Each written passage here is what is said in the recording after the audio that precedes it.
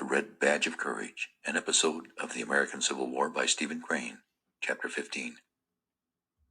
The regiment was standing at order arms at the side of a lane, waiting for the command to march, when suddenly the youth remembered the little packet enwrapped in a faded yellow envelope, which the loud young soldier with lugubrious words had entrusted to him. It made him start. He uttered an exclamation and turned toward a comrade. "Wilson!" "What?" His friend at his side in the ranks was thoughtfully staring down the road. From some cause his expression was at that moment very meek. The youth, regarding him with sidelong glances, felt impelled to change his purpose. "Oh, nothing," he said.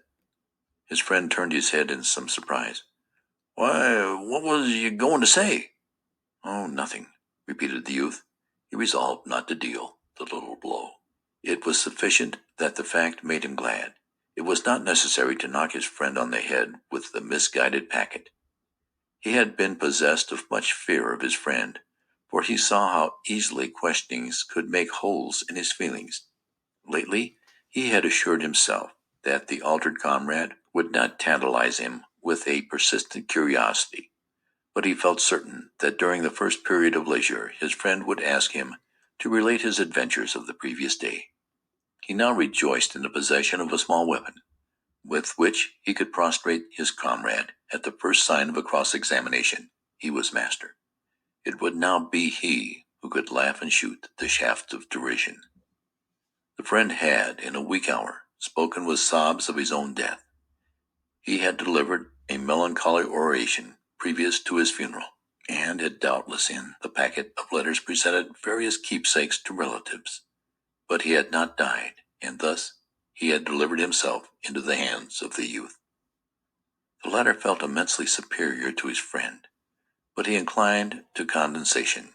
He adopted towards him an air of patronizing good humor. His self-pride was now entirely restored. In the shade of its flourishing growth, he stood with braced and self-confident legs, and since nothing could now be discovered, he did not shrink from an encounter with the eyes of judges, and allowed no thoughts of his own to keep him from an attitude of manfulness. He had performed his mistakes in the dark, so he was still a man. Indeed, when he remembered his fortunes of yesterday, and looked at them from a distance, he began to see something fine there. He had license to be pompous and veteran-like. His panting agonies of the past he put out of his sight.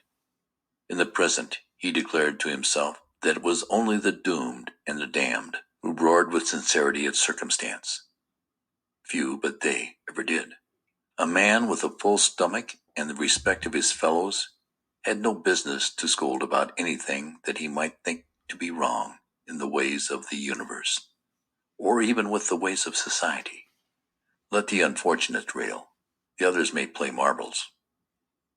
He did not give a great deal of thought to these battles that lay directly before him.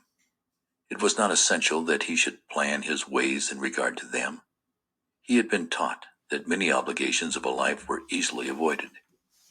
The lessons of yesterday had been that retribution was a laggard and blind. With these facts before him, he did not deem it necessary that he should become feverish over the possibilities of the ensuing 24 hours. He could leave much to chance. Besides, a faith in himself had secretly blossomed. There was a little flower of confidence growing within him. He was now a man of experience. He had been out among the dragons. He said and assured himself that they were not so hideous as he had imagined them. Also, they were inaccurate. They did not sting with precision. A stout heart often defied, and defying escaped. And furthermore, how could they kill him who was the chosen of gods and doomed to greatness? He remembered how some of the men had run from the battle.